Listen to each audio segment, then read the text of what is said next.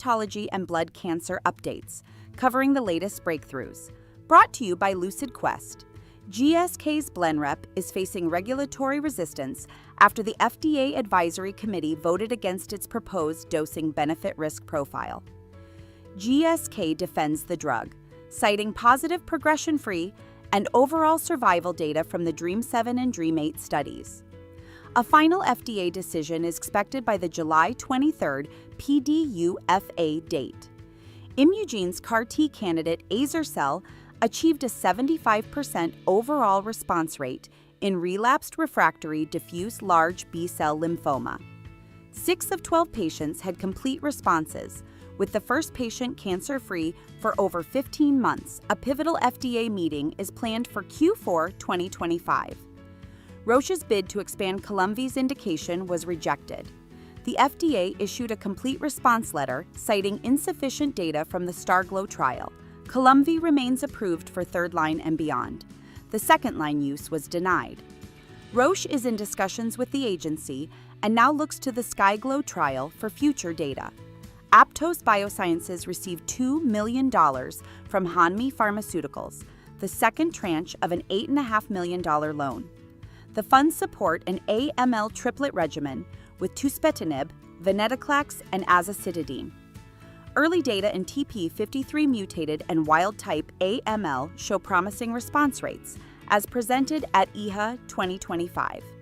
The FDA granted orphan drug designation to ImCheck Therapeutics ICT-01 for acute myeloid leukemia. ICT-01 activates gamma-delta T cells targeting BTN3A and has shown high remission rates in early trials with azacitidine and venetoclax. The designation accelerates development and review.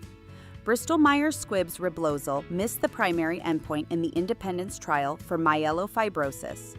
It failed to achieve transfusion independence, though secondary endpoints showed reduced transfusion burden and improved hemoglobin. Regulatory discussions are underway.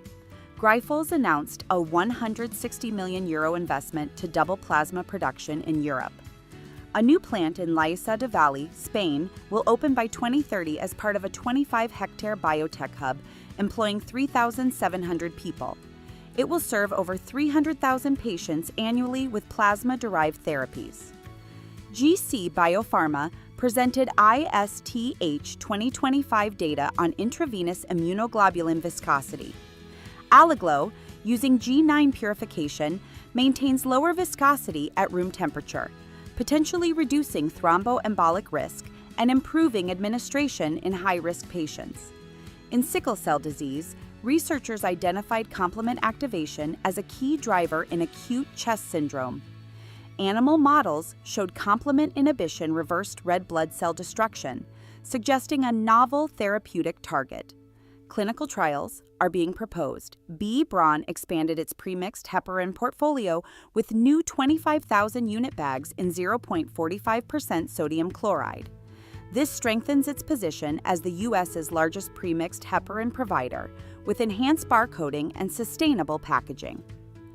Genmab reported strong momentum, with DARZALEX generating $3.5 billion globally in Q2, $2 billion from the U.S., and $1.5 billion from international markets. Revenue comes through a licensing agreement with Janssen.